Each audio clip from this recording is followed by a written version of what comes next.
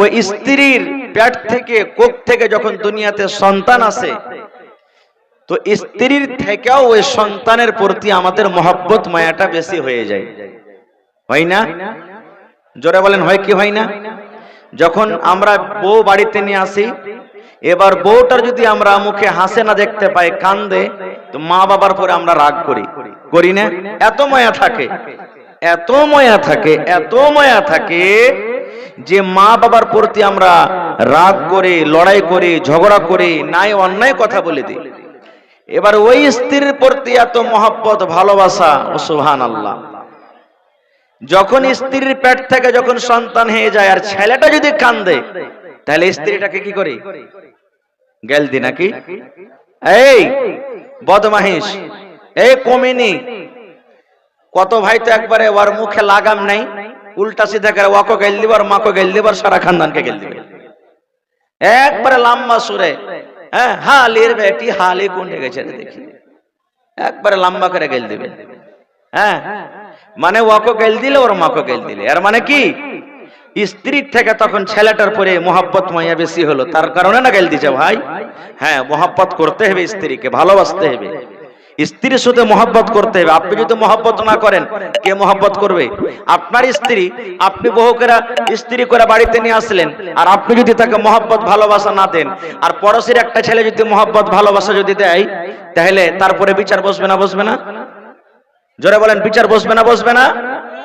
এমন মহব্বত ভালোবাসা করতে হবে যে আপনার মাথাতে যদি ব্যথা হয়, মাথাখানটা কে দেবে দেয়? স্ত্রী দেবে দেয়। আপনার গা হাতে ব্যথা করছে, কাজ করে এসেছেন, পা ব্যথা করছে, জ্বর বোখার হয়ে গেছে, তেলকে মাখিয়ে দেয়? জোরে বলেন, কথা বলেন, একটু কে দেয়? স্ত্রী দেয়। এবার যখন স্ত্রীটা কোনোদিন আপনার সামনে বলেছেন যে আমার মাথাতে ব্যথা করছে, জি ডালিমের বাপ, কদমের বাপ, এগুলা মুসলমানের নাম। ডালিমে, কদমে, হদলু, বদলু, পেয়ারা, কালনি, কালঠি, এই মুসলমানের নাম এগুলা। পিঙ্কি, রিঙ্কি, চিঙ্কি, পিঙ্কু, টিঙ্কু, চিঙ্কু, এগুলা মুসলমানের বেশিরভাগ নাম রাখে, যেগুলা শরীয়তে কোনো নাম নয় এগুলা। তো আপনাকে বলি, কোনদিন এই মজলিসের মধ্যে একটা লোক হাত তুলে এরকম ভাবে দেখাইতে পারবেন যে মাওলানা আমার স্ত্রীকে আমি আমার জীবনে ওকে মাথাতে কিংবা গা হাতে তেল মেখে পা হাত টিপে দিয়েছি, এরকম কেউ আছে? নেই। যদি আছে তো বলবে না, কারণ যদি আছে তো শরম লাগবে, হাত তুলিয়েন না, না তো তখন ওকে রাগাইবে। কি কে রাগাইবে? ইসলাম মাইয়ার ভাড়ুয়াবে, দেখ দেখ দেখ দেখ, এই মাইয়ার ভাড়ুয়াই এক নম্বর কার, এরকম ভাবে লোকেরা তাকে রাগাইবে, কথা বলবে। ভাইরে, আল্লাহ রাসূলের মহব্বত ভালোবাসা নিজের বিবির সাথে কেমন ছিলেন, একটা মহব্বতের কথা শুনেন। আল্লাহ নবীর স্ত্রী মা আয়েশা রাদিয়াল্লাহু তাআলা আনহা নবীর পাঞ্জরে একদিন বসে আছেন। এই যে আমি চা খাচ্ছি না, মা আয়েশা দুধ খেতেন, দুধ পান করতেন কিংবা পানি পান করতেন। নবীজি দেখছেন আমার স্ত্রী গিলাসে মুখ লাগিয়ে দুধ কিংবা পানি পান করছেন। সুবহানাল্লাহ। মা আয়েশা বলেন, আল্লাহর নবী আমার পাঞ্জরে বসে থাকতেন, আমি গিলাস নিয়ে কটোরা নিয়ে আমি দুধ কিংবা পানি পান করতাম। দয়ার নবী আমার দিকে দেখতেন, আমার বিবি আয়েশা গিলাসের কোন জায়গাতে মুখ লাগায়ে পানি পান করেন, দুধ পান করেন। মা আয়েশা বলেন, ওই দুধ পান করতে করতে কিংবা পানি পান করতে করতে যখন আমি ওই কাটোরাকে, ওই গিলাসটাকে আমি রেখে দিতাম, হয়তো কিছু দুধ এখনো আছে, পানি বেঁচে আছে, আল্লাহর নবী ওই গিলাসটাকে নিয়ে নিতেন। মা আয়েশা নিজে বলেন, যেই জায়গাতে আমি ঠোঁট লাগাই, মুখ লাগাই আমি পানি পান করতাম, দয়ার নবী ওই গিলাসটাকে নিয়ে যেই জায়গাতে আমি মুখ লাগাই পানি পান করতাম, দয়ার নবী ওই জায়গাতে মুখ লাগাই পানি পান করতেন। দেখেন কতখানি মহব্বত ভালোবাসা। শুধু তা নয়, মা আয়েশা আরো বলেন, আমি গোশত ছিঁড়ে ছিঁড়ে খায়, হাড্ডিকে আমি কামড় দিয়ে দিয়ে দিয়ে খাই। নবী আমার দেখছেন আমার বিবি আয়েশা গোশতের কোন জায়গাতে দাঁত লাগায় কামড় দেয়, গোশতের কোন জায়গাতে কামড় দিয়ে দিয়ে দিয়ে দিয়ে খায়। মা আয়েশা রাদিয়াল্লাহু তাআলা আনহা বলেন, আমি ওই খেয়ে যখন ওই পিসটাকে থালাতে রেখে দিলাম, দয়ার নবী পিসটাকে উঠিয়ে নিতেন, আর ওই পিসটাকে উঠিয়ে নেওয়ার পর যে জায়গাতে মা আয়েশা বলেন আমি দাঁত দিয়ে কামড় দিয়েছি, দয়ার নবী ওই জায়গাতে মুখ লাগাইয়া কামড় দিতেন। নারে তাকবীর! কেমন মহব্বত ভালোবাসা দেখেন। আর এই জামানার আমার কোন ভাই ভাত খেতে খেতে যদি খালি থালতে চেটে বেশি হয়ে যায়, আর ওর স্ত্রীর গাটাকে বলে যে হালেমার মারে ভাত কোটা আর পারলাম না তুই খেলে, তো মা খালারা কি বলবেন, এ বেটি হালেমা ওই ছালি মুরগিটাকে দিয়ে তো ভাত কোটা তোর বাপের দিয়ে ভাত কোটা দিয়ে খালে ভরা, খালে সুতা খাইতে পারবে না তেলিবে কেনে, পেটে আটে না তো, পুঁটা পড়া কাঞ্জিরা ভাত কে খাবে। আর এই দেখেন নবীর মহব্বত ভালোবাসা দেখেন, আর আমাদের মহব্বত ভালোবাসা দেখেন। সুবহানাল্লাহ।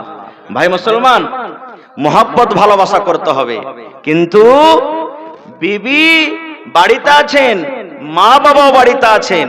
সুবহানাল্লাহ। এবারে মা বাবার যেটা হক আছে ওই হকটাকে না দিয়ে বিবির সাথে শুধু মহব্বত ভালোবাসা করবেন, এটা শরীয়ত পছন্দ করে না। একটা ঘটনা বলি আপনাদের সামনে। হযরত ইব্রাহিম আলাইহিস সালাম, হযরত ইব্রাহিম আলাইহিস সালাম বেটা ইসমাইলের বাড়িতে ঘুরতে গেলেন। আমরা যেমন বেটার বাড়িতে ঘুরতে যাই, বেটা হয়তো এ গ্রামে আছে, মা বাপ অন্য গ্রামে আছে, এরকম হয় কি হয় না? তো বেটার বাড়ি ঘুরতে গেলেন, ঘুরতে গেলেন তো যেই টাইমে ঘুরতে গেলেন বেটার বাড়ি বেড়াইতে গেলেন, ওই টাইমে কিন্তু ইসমাইল নবী বাড়িতে নেই, শিকারি গেছেন, মাঠে কামে কাজে গেছেন। বহু কিন্তু চিনে না যে এটা হলো আমার শ্বশুর। সালাম দিলেন, বাড়িতে ঢুকলেন, বসতে দিলেন। ইব্রাহিম নবী বলছেন, মা তোমার স্বামী ইসমাইল কই? বলছে শিকারিতে গেছেন, মাঠে কাম কাজে গেছেন। কেমন আছো তোমরা? কিভাবে তোমাদের সংসারটা কাটে? তো বহু নাশুকরি করেছেন। নাশুকরি কি জানেন? ভালো জীবনটা কাটে না, কখন খেতে পাচ্ছি কখন পাই না, জামাই লোকের কথা। মহিলারা এত নাশুকরি, এত নাশুকরি, দেখবেন ওরকে নাশুকরিটা দেখবেন, যখন কোনো ভাইয়ের বিয়া লাগবে আলমারিতে গদরেজে 3 খান 4 খান 1000-1500 টাকা দামের কাপড় ভরা আছে, আর যখন বিয়া লাগবে দুদিন আগে বলবে, ডাবলুর বা কি হয়েছে জি, আমার কে হদলার যে বিহাটা লাগলো তো কাল কি পিন্ধে যাব বিহা খেতে। দেখেন 3 খান কাপড় ভরা আছে আলমারিতে, আর বলবে যে কি পিন্ধে যাব। আর ওই নতুন কাপড় পিন্ধে তখন যাবে বিয়েকে দেখাইতে, বহুনুকে দেখাইতে যাবে, অন্য বাড়িতে দেখাইতে যাবে। আর যে বেচারি কষ্ট করে এত রোদে বাতাসে ঠান্ডাতে কষ্ট করে ওকে কাপড় খান কিনে দিলে, আর ওর সামনে এমন ছেঁড়া কাপড় পিন্ধে থাকবে যে মনে হয় 4 হাত দূর থেকে আসতে গেলে কবে হট তুই দূরে থাকিস না আমার পাঞ্জারে, এমন দুর্গন্ধ করবে। তো নাশুকরি করে দিলেন। এবার হযরত ইব্রাহিম আলাইহিস সালাম ওই নিজের বহুকে বলছেন, কিন্তু বহু জানে না এটা হলো আমার শ্বশুর। কে বলছেন? বলছেন আল্লাহর বান্দি রে, তোমার স্বামী ইসমাইল যখন বাড়িতে আসবে, সন্ধ্যাবেলাতে কিংবা যে কোনো টাইমে যখন বাড়িতে ঢুকবে, আমার সালাম তুমি জানিয়ে দিও, আর তোমার স্বামীকে তুমি এলান করে দিও, বলে দিও যে তোমার বাড়ির চৌখাট ভালো নয়, এই তোমার বাড়ির চৌখাট যা আছে চৌখাটটা ঠিকঠাক নাই, কারণ এই চৌখাট তুমি পাল্টা দাও, চৌখাটকে তুমি বদলে দাও। তোমার স্বামী যখন বাড়িতে আসবে আমার সালাম দিয়ে দিও, আর ওকে বলিও যে এই বাড়ির চৌখাটটা যেন বদলে লাই। সুবহানাল্লাহ। হযরত ইসমাইল আলাইহিস সালাম বাড়িতে ঢুকলেন, বিবিকে বলছেন আমার বাড়ি থেকে এসেছিলেন নাকি? না তো হ্যাঁ, একটা বুড়া মানুষ বাড়িতে এসেছিলেন। কি বলেছেন?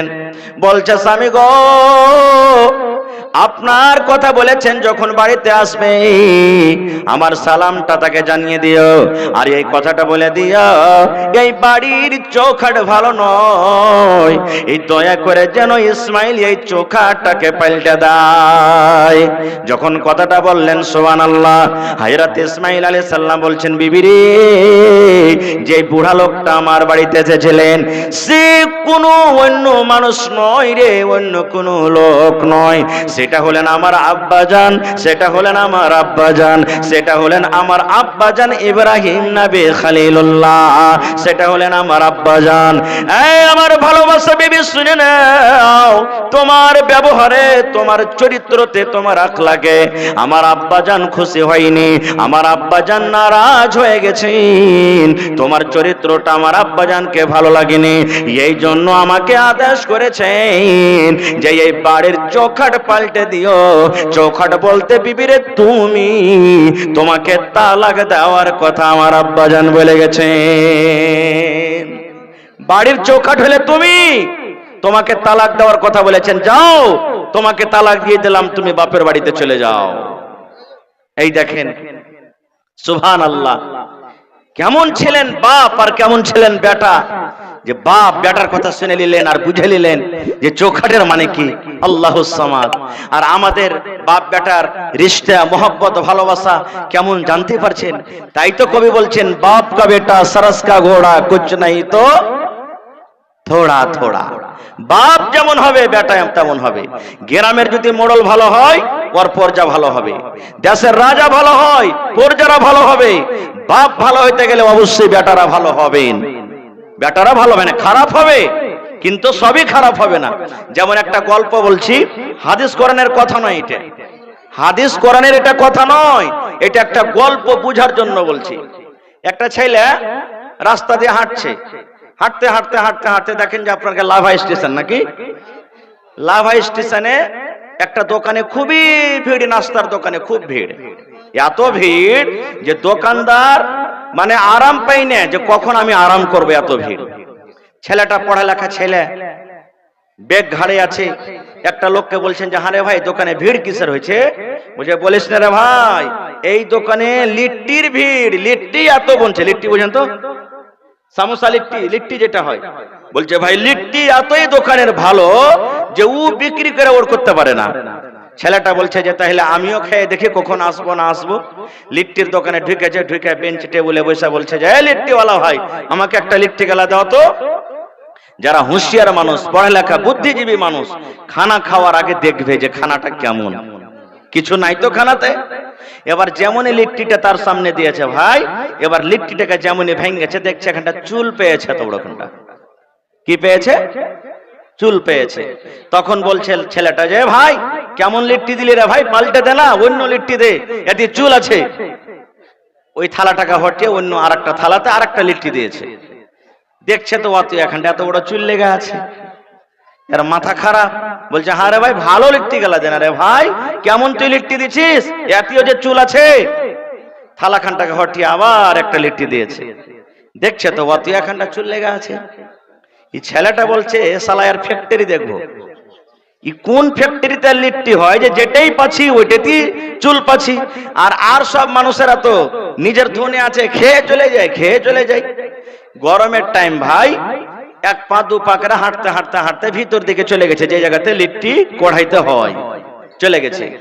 যাওয়ার পর দেখছে গরমের টাইম, গরমের সময় লিট্টি যে বানাই একটাই মাত্র গাঞ্জি গায়ে দিয়ে আছে, এমনে রস চুইছে, এমনে রস চুইছে, রস মানে পাসিনা ঘাম চুইছে একবারে, কিছু কড়াইতেও পড়ে গেছে, পড়বে না কত মুছবে।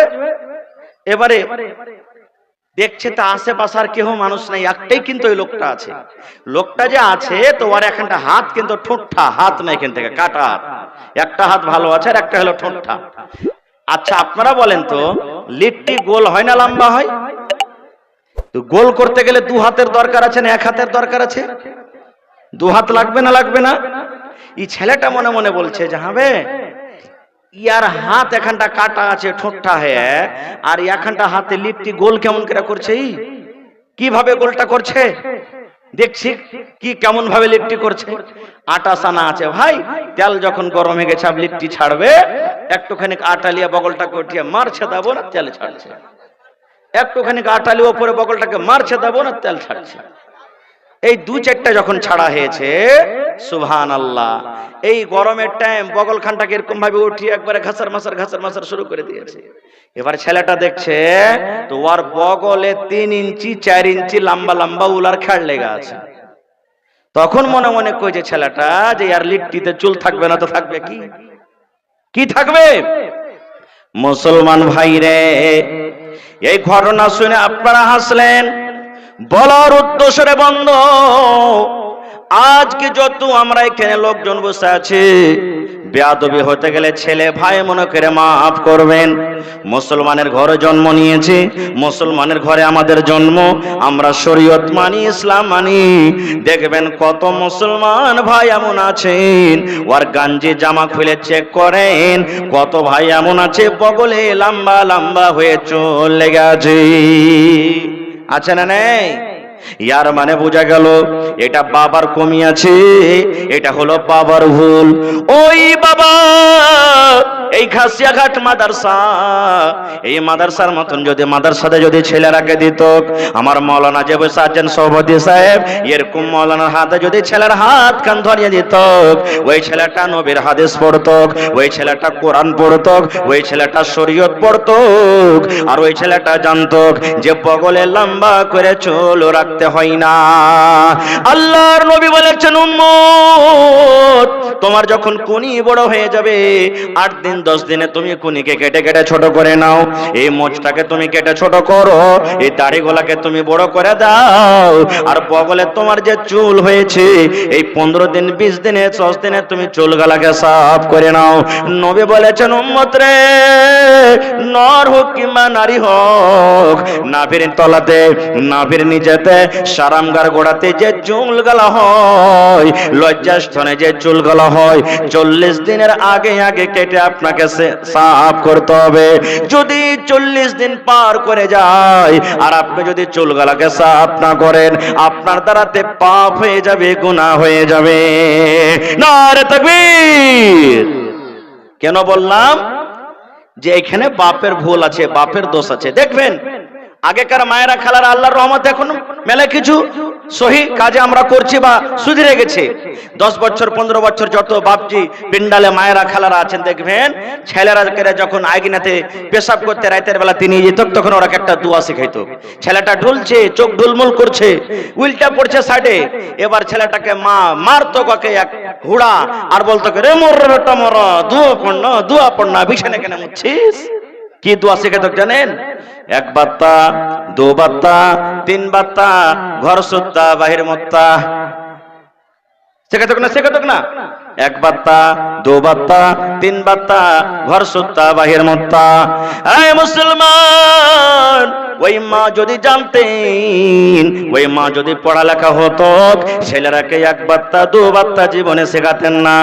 মা বলতেন, আব্দুল্লাহ রে, এই আব্দুর রহমান, খালেদা, জায়েদা, হালেমা বেটিরে শোন, আল্লাহর নবী বলেছেন যখন তোমার পেশাব পায়খানার দরকার হবে, পেশাব পায়খানাতে বসার আগে আগে তোমাকে একটা দোয়া পড়িতে হবে।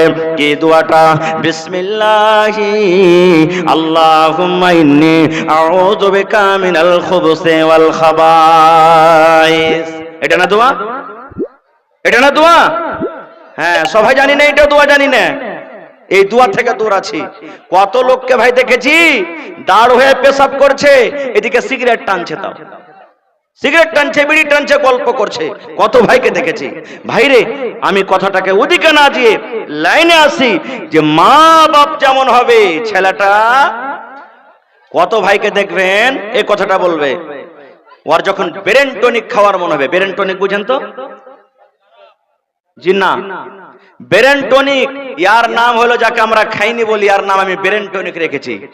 লিভার টনিক হয়, মেলাই টনিক হয়, ব্রেন টনিক।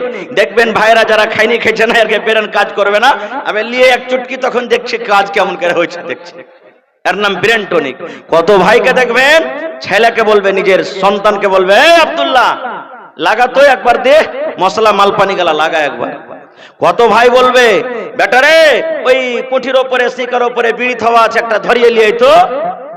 ছেলেটা বিড়ি ধরাইতে পারে না, আব্বাজি কেমন করে ধরবে, আগুন নাই, দেড় সাল আর খ্যাপা, তোর হুঁশ বুদ্ধি কিছু নাই, এক টান দিলাবে আপনি ধরবে।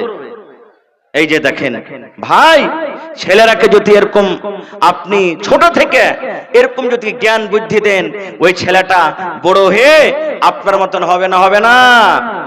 জোরে বলেন হবে না? হবে না? ভাই মুসলমান, আল্লাহ বাচ্চারাকে কোনোদিন ছেলের কথা বলবো রে ভয়।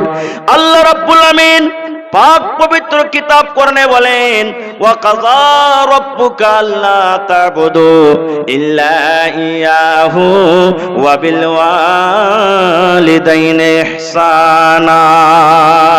আল্লাহ রাব্বুল আলামিন ফয়সালা করে দিয়েছেন। কে ফয়সালা করে দিয়েছেন? আরে দুনিয়ার মানুষ, তোমরা এক আল্লাহর পূজা করো, এক আল্লাহর তোমরা ইবাদত করো, এক আল্লাহর বান্দেগি করো। এবার আল্লাহ রাব্বুল আলামিন বলেন, বান্দারে আল্লাহর ইবাদত বান্দেগি করার পর ওয়া বিল ওয়ালিদাইনি ইহসানা, তোমরা মা বাবার সাথে তোমরা ভালো ব্যবহার করো। মা বাবার সাথে ভালো ব্যবহার করো। প্রথমে আল্লাহর ইবাদত, দ্বিতীয় নম্বরে মা বাবার সাথে ভালো ব্যবহার। কখন ভালো ব্যবহার করতে হবে? কখন মা বাবার আপনার ব্যবহার খিদমতের দরকার? আপনার আব্বা খাটতে পারছেন, দোকানদারি করতে পারছেন, মাঠে চাষ করতে পারছেন, তখন যদি তার ইবাদত, তখন যদি তার খিদমত না করেন, তার কিছু যায় আসে না, কারণ খাটতে পারে। কিন্তু আপনার সাহারা, আপনার দরকার কখন? আপনার আমার আব্বার যখন অচাল হয়ে যাবে, খাটতে পারবে না, ওর পকেট খরচা আর জুটে না, দোকানে যেতে পারে না, চাষবাস করতে পারে না, তখন দরকার পড়বে। ভাই মুসলমান, আল্লাহ তাআলা সে কথাটা বলেন, ইম্মা ইয়াবলুগান্না ইনদাকাল কিবার আহাদুহুমা আও কিলাহুমা ফালা তাকুল লাহুমা উফফিন ওয়ালা তানহারহুমা।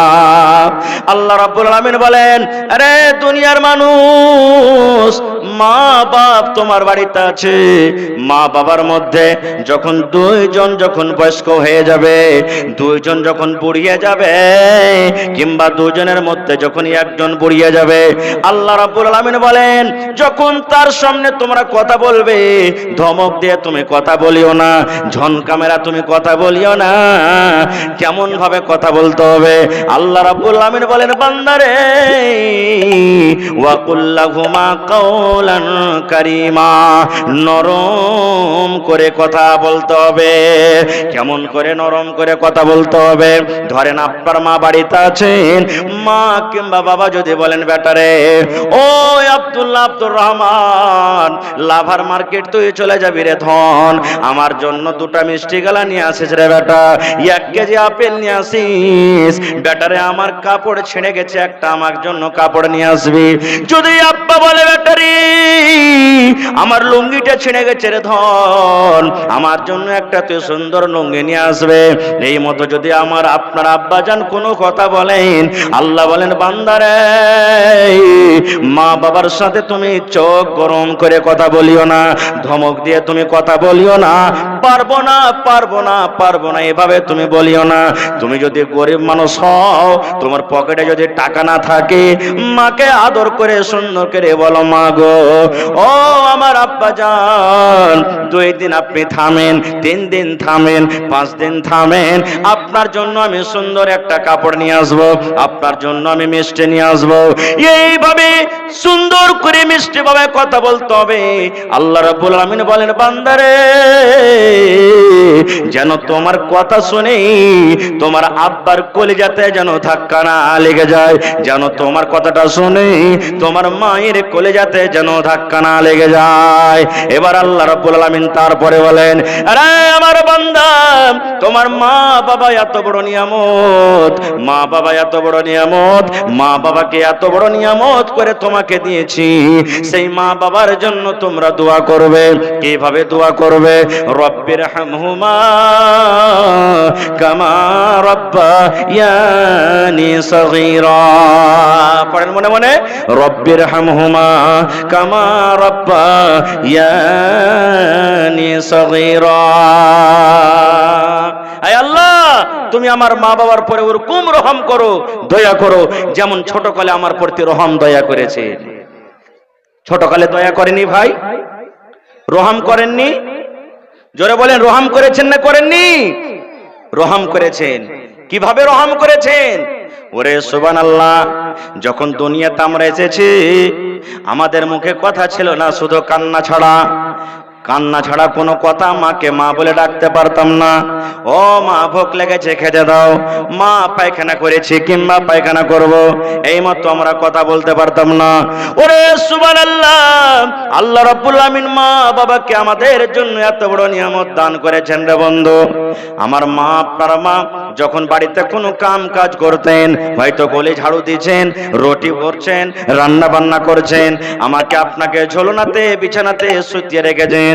এবারে মার কিন্তু টান লাগা আছে, আমার আব্দুল্লাহ খালেদা জায়েদা বিছানায় ঘুমিয়ে আছে, কখন উঠে যাবে কানবে। ওরে সুবহানাল্লাহ, কাজ করতে করতে প্যাক করে একটু কান্দন দিয়েছি, মা দুনিয়ার সমস্ত কাজকে ছেড়ে আমার আপনার জন্য দৌড়াতে দৌড়াতে এসে হাজির হয়ে গেছেন। মা আমাকে আপনাকে জড়িয়ে কোলে নিয়েছেন, আমার আব্দুল্লাহকে ভোগ লেগেছে রে, আমার খালেদা জায়েদাকে ক্ষুধা লেগেছে, মা দুধ পান করালছেন। এ ভাই মুসলমান, তাই আল্লাহর নবীর দরবারে একজন সাহাবী এসে নবীকে প্রশ্ন করলেন, ইয়া রাসূলুল্লাহ, আল্লাহর নবী গো, মা বাবা আমার বাড়িতে আছে গো নবীজি, মা আমার আব্বাই আমার, মা বাবার মধ্যে কার আমার উপরে বেশি হক, আমার উপরে কার বেশি হক, মায়ের হক না আব্বার হক? আল্লাহর নবী বললেন, সাহাবী রে, উম্মুকা তোমার মায়ের হক। একজন সাহাবী বলছেন, মান আহাক্কু বিহুসনি সাহাবাতি, আল্লাহ রাসূল আমার উপরে আমার মার কিংবা বাপ এই দুজনের মধ্যে কার বেশি হক? আল্লাহ রাসূল বললেন, উম্মুকা তোমার মায়ের হক। আবার সে সাহাবী বলছেন, ইয়া রাসূলুল্লাহ তারপরে কার হক? নবী আবার বললেন, উম্মুকা তোমার মায়ের হক। আবার সে সাহাবী প্রশ্ন করলেন, ইয়া রাসূলুল্লাহ এইবারে কার হক? আবার নবী বললেন, উম্মুকা তোমার মায়ের হক। এবার চতুর্থ নম্বরে সে সাহাবী প্রশ্ন করলেন, ইয়া রাসূলুল্লাহ এবার কার হক?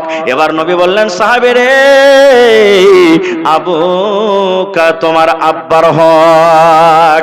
তাইলে তিনবার মায়ের হক দিয়ে দিলেন, একবার আব্বার হক দিলেন।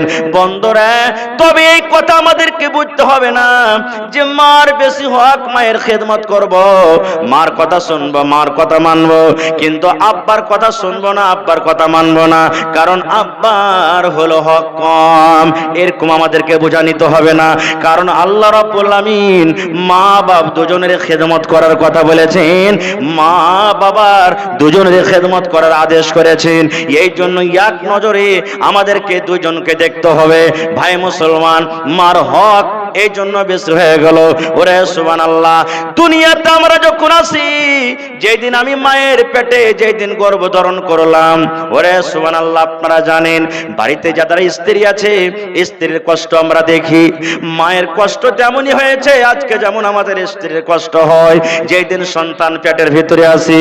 যেমন যেমন দিন যায়, হায়রে মায়ের কষ্ট কিন্তু বেড়ে যায়, বাড়ে কি বাড়ে না। দিন গেল, মাস গেল, মার শরীরটা ভালো ভারী হয়ে যায়, মা বাড়ির কাম কাজ কিন্তু করতে পারে না, মা ভালোভাবে ঝাড়ু দিতে পারে না, মা বাড়িতে কাজ কাম করতে পারেন না, মার কত অসুবিধা হয়। হায়রে মা পেশাব পায়খানা ভালোভাবে করতে পারে না। যখন মায়ের পেটে 4 মাস 5 মাস 6 মাস আমাদের সময় হয়ে যায়, মা সারাদিন কাম কাজ করার পর সন্ধ্যাবেলাতে থালাতে করে মুড়ি নিয়ে, ভাজা নিয়ে, রুটি নিয়ে, ভাত নিয়ে খেতে বেজেছে। আল্লাহ রে আল্লাহ, এরকম টাইমে এরকম সময়তে সারাদিনের না খাওয়া মানুষ খেতে বসেছেন, মায়ের পেটে এমন একটা জোর করে ধাক্কা দিয়ে দিলাম, মায়ের পেটে পা দিয়ে এমন করে জোর করে একটা হোড়া দিয়ে দিলাম।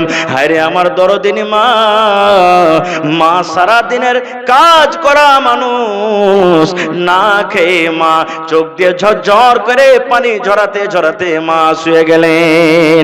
শুধু তা নয় রে ভাই, যেদিন দুনিয়াতে আমরা এসেছি, হায় মায়ের কষ্ট এমন একটা ব্যথা আছে, মা দোয়া করেন, আল্লাহ রে মরে যাওয়া ভালো, কিন্তু এরকম আর কষ্ট আমি সহ্য করতে পারি না রব্বুল আমিন। মায়ের মরণ থাকে একদিকে, মায়ের জীবন থাকে একদিকে। এই মতো অবস্থাতে মা দোয়া করেন, মাবুদ তুমি আমাকে যদি মওত করো আমি মরে যাব, দুনিয়া থেকে চলে যাব, কিন্তু আল্লাহ জি আমার সন্তানকে তুমি সহি সালামত রাখো। সুবহানাল্লাহ। এ ভাই মুসলমান, দুনিয়াতে এলাম, হাই মায়ের কষ্ট, মা রক্তে রক্তিত হয়ে গেলেন। এবার আমাকে জ্বর হইল, মায়ের দুধ পান করি, আমাকে জ্বর হইলো, আপনাকে জ্বর হইলো, পায়খানা লেগেছে, ডাক্তার বলছেন এ ছেলের মা তোমার ছেলেকে জ্বর হয়েছে, খবরদার রাতের বেলাতে ঠান্ডা পানি খাবে না, গরম পানি খেয়ে থাকবে।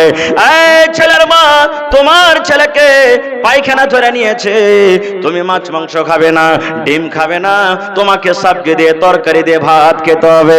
মুসলমান রে, দুনিয়াতে আমি কষ্ট পেয়েছি, আপনি কষ্ট পেয়েছেন, কিন্তু সাথে সাথে আমার মাও কষ্ট পেয়েছেন। মা ছাড়া দরদে হবে নাই রে দুনিয়ায়, মার মতো দরদে কেহ নাই। মা ছাড়া দরদে হবে নাই রে দুনিয়ায়, মার মতো দরদে কেহ নাই। হায়রে আমার দরদিনী আদরিনী মা, দুঃখে সুখে তুমি আমায় দিলে সান্ত্বনা। হায়রে আমার দরদিনী আদরিনী মা, দুঃখে সুখে তুমি আমায় দিলে সান্ত্বনা। মায়ে বুকেতে জোড়াইয়া আমায় দিল সান্ত্বনা রে মাবুদ, মার মতন দরদে কেহ নাই। মা ছাড়া দরদে হবে নাই রে দুনিয়ায়, মার মতো দরদে কেহ নাই। আমি ব্যথা পাইলে দেখতাম মায়ের চোখে পানি, রাখতো সাদা কাছে কাছে ডাকতো জাদুমণি।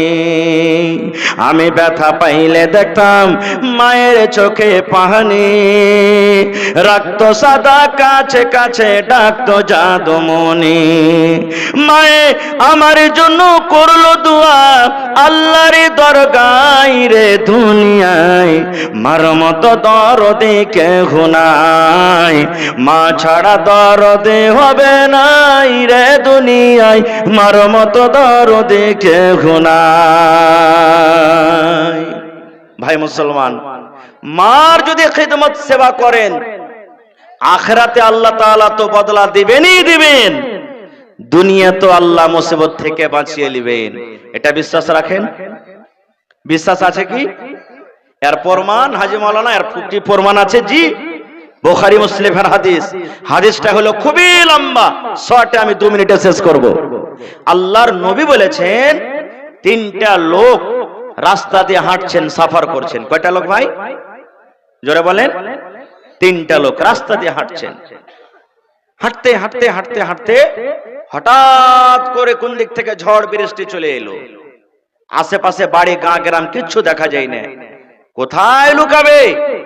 3 জন দৌড়াতে দৌড়াতে দৌড়াতে একটা পাহাড়ের গর্ত ছিল, চলছে চল এই গর্ততে আমরা ঢুকে যাই, যখন পানি ছুটবে তখন আমরা চলে যাব। মানুষ ফষ্টি করে না, যেখানে ভয় হবে বাঘ, সাপ, বিচ্ছু, শিয়ালের, গুন্ডার, যে রাত হয়ে গেছে তাড়াতাড়ি করে পালাবো, কিন্তু ওই জায়গাতে হয় গাড়ি খারাপ হবে, আর না হইলে ওখানে রাইতে লাগবে, ওখানে রাইতে লাগবে। 3 জন ঢুকলেন কেন? বৃষ্টি থেকে, ঝড় থেকে, তুফান থেকে বাঁচবো বলে। আল্লাহর নবী বলেছেন, যেমনই 3 জন গর্তর ভিতরে ঢুকলো, ওরে সুবহানাল্লাহ, পাহাড় থেকে রে বন্ধু একটা পাথর, বড় ধরনের পাথর গড়তে গড়তে গড়তে গড়তে দেখবেন, যেমন বাড়িতে মায়েরা খালারা ভাত রান্না করে হাঁড়ির ওপরে যেমন ঢাকনা দিয়ে দেয়, থালি দিয়ে দেয়, আপনারা কি বলেন? ঝাপনা কি বলেন আপনারা? ঢাকন দিয়ে দেয়, হাঁড়িটার মুখকে বন্ধ করে দেয়। আল্লাহর নবী বলেছেন, একটা বড় ধরনের পাহাড় থেকে পাথর গড়তে গড়তে একবারে গর্তর মুখ বন্ধ হয়ে গেল, গর্তর মুখ ঝেঁপে গেল, তারা তিনজন গর্ততে বন্ধ হয়ে গেল। এবার তারা তিনজন বলছেন, আল্লাহ জান বাঁচাবো বলে গর্ততে ঢুকলাম, আল্লাহ কি হয়ে গেল, কোন মুসিবত এসে গেল? তিনজনই এক অপরকে বলা বলি করছে, ভাই রে এই পাথরটা দেখো তো হটাইতে পারে কিনা। তিনজন মিলে পাথরটাকে ধাক্কা দিলেন। যেমনই ধাক্কা দেওয়া, সুবহানাল্লাহ, পাথর এক চুল পর্যন্ত তারা হটাইতে পারলো না,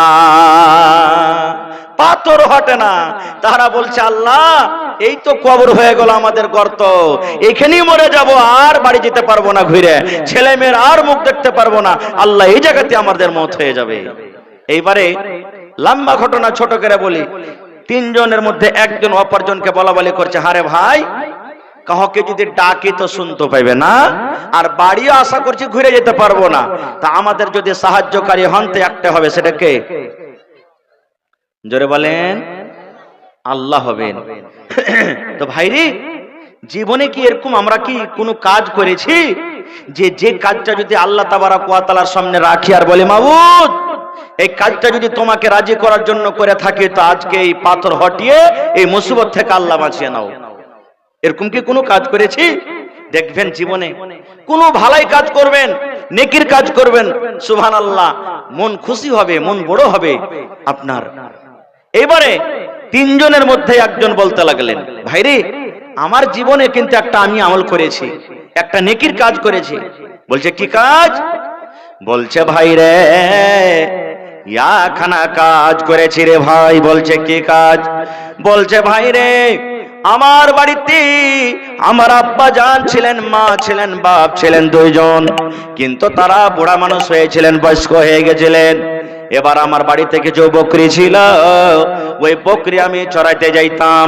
এবার সন্ধ্যাবেলাতে যেমনই বাড়ি আসতাম, বকরির আমি দুধ দহন করতাম। দুধ দহন করে সর্বপ্রথম আমার মাকে আব্বাকে আমি পান করাতাম, এবারে তারপরে আমার ছেলে মেয়েরাকে আমি দিতাম। এটা আমার আমল, যে প্রথমে দুধ দহন করে কাকে দিতাম? জোরে বলেন, মা বাপকে, তারপরে ছেলে মেয়েকে দিতাম। একদিনকার ঘটনা, আমি অনেক দূর বকরি চড়াইতে চলে গেলাম, আস্তে আস্তে রাত হয়ে গেল। যেমনই আমি বাড়িতে ঢুকলাম, দেখছি আমার মা বাপ দুজনও কিন্তু ঘুমিয়ে গেছেন, দুজনই ঘুমিয়ে গেছেন, মা বাবা দুজনই ঘুমিয়ে গেছেন। এবার আমি দুধ দহন করলাম, পেয়ালাতে আমি দুধ নিয়ে বাড়িতে ঢুকলাম। আমার ছেলেরা মেয়েরা পায়ের গোড়াতে গোড়াতে পাঞ্জরে হাঁটে আর বলে, আব্বা দুধ দাও, আব্বা দুধ দাও। আমি তখন বললাম, বেটা রে যতক্ষণ পর্যন্ত আমার মা বাপকে আমি দুধ না দিব, যতক্ষণ পর্যন্ত আমার মা বাপ দুধ না পান করবে, ততক্ষণ পর্যন্ত আমি তোদেরকে দেব না। এই বলে আমি পেয়ালা নিয়ে দাঁড় হয়ে গেলাম, মায়ের সেখানে আমি দাঁড় হয়ে গেলাম, মায়ের ঘরের দুয়ারে আমি দাঁড় হয়ে গেলাম। আমার ছেলেরা দুধ চাইতে চাইতে তারা ঘুমিয়ে গেল। এই মুসলমান, কতক্ষণ দাঁড়িয়ে থাকলেন? 1 ঘন্টা নয় রে, 2 ঘন্টা নয়। ওরে সুবহানাল্লাহ, যখন মুয়াজ্জিন সাহেব ফজরের টাইমে আসসালাতু খায়রুম মিনান নাওম, ঠিক ফজরের টাইমে আজানের সময়তে মা বাবার ঘুম ভেঙে গেছে। এবারে দেখছে দুয়ারে মাথার উপরে শীতনে কে যেন দাঁড়িয়ে আছে। মা জিজ্ঞাসা করলেন, বেটা কেন দাঁড়িয়ে আছিস? বলছে, মা গে আজকে আমি অনেক দূর বকরি চড়াইতে চলে গেছিলাম গে মা, আসতে আমার দেরি হয়ে গেছে। বাড়ি এসে দেখছি তোমরা দুজন ঘুমিয়ে গেছো। এবার আমি ওই দুধ হাতে করে, পেয়ালাটা হাতে করে মা আমি দাঁড় হয়ে আছি। আমি ভাবলাম এই আমার মা জাগবে, এই দুধ দিব, এই আমার মা জাগবে, আমি দুধ দিব। কিন্তু মা তোমরা জাগতে পারলে না, আমি পেয়ালা নিয়ে দাঁড় হয়ে আছি। মা বলছে, বেটা রে তুমি কেন ঘুমিয়ে যাওনি রে ছেলে, কেন তুমি ঘুমিয়ে যাওনি? বলছে, মা গে এই জন্য আমি ঘুমাইনি গে মা, যদি রাতের বেলাতে ক্ষুধার কারণে যদি তোমরা আমাকে ডাকতে, আব্দুল্লাহ আব্দুর রহমান রে দুধ নিয়ে রে বেটা দুধ নিয়ে আয়, আর আমি যদি ঘুমের অবস্থায় থাক জাগতাম, আমি যদি জাগতে না পারতাম, তাহলে মা ওই টাইমে আল্লাহ রাব্বুল আমিন নারাজ হয়ে যেত আমার উপরে। আর আল্লাহ যার পরে নারাজ হয়ে যাবে তার দুনিয়া আখিরাত বরবাদ হয়ে যাবে। এই জন্য মা আমি দুধের পেয়ালা নিয়ে দাঁড় হয়ে আছি। এবার সেই লোকটা বলছেন, আমার মা খুশি হয়ে, আমার মা রাজি হয়ে আমাকে দোয়া দিলেন। কি দোয়া? আল্লাহ, আমার ছেলে আমার জন্য যা করেছে, আল্লাহ আমার ছেলে আমার জন্য রাত্রের বেলাতে যা আমার জন্য করেছে, আল্লাহ মা আমি খুশি হয়ে গেলাম, খুশি হয়ে গেলাম। আল্লাহ তুমি খুশি হয়ে যাও, আল্লাহ তুমি আমার ছেলের পরে রাজি হয়ে যাও। মা দোয়া করলেন, আল্লাহ আমার খিদমত করার কারণে, আমার সাথে ভালো ব্যবহার করার কারণে, আল্লাহ আমার ছেলে, আমার কলেজার টুকরা সন্তান দুনিয়ার যদি কোনো মুসিবতে পড়ে যায়, দুনিয়ার যদি কোনো বিপদে পড়ে যায়, আল্লাহ এই আমলের কারণে সেই মুসিবত থেকে তুমি উদ্ধার করে দিও। আল্লাহর নবী বলেছেন, ওই লোকটা যখন এই কথাটা বলা হলো, এবার আল্লাহকে বলছে, মাবুদ রে, এই আমার পাক পরওয়ারদিগার, আমি এই কাজটা যদি তোমাকে রাজি করার জন্য আল্লাহ করে থাকি, এই কাজটা যদি তোমাকে আমি সন্তুষ্টি করার জন্য করে থাকি, আল্লাহ এই যে গোফাতে, এই গর্ততে আমরা ঢাকা পড়ে গেছি, আল্লাহ তুমি দয়া করে এই পাথরটাকে তুমি হটিয়ে দাও। আল্লাহর রাসূল বলেছেন, যেমনই একজনের বলা হলো যে পাথর তিনজন মিলে হঠাৎ দূরের কথা এক চুল পরিমাণ হটাইতে পারলো না, হিলাইতে পারলো না। এবার ওই পাথরটা সরসর করতে করতে করতে করতে তিন ভাগ করে এক ভাগ পাথর উঠে গেল। নারে তাকবীর! হয়নি, হবে না, হতে পারে না আমার নবীর সাথে কারো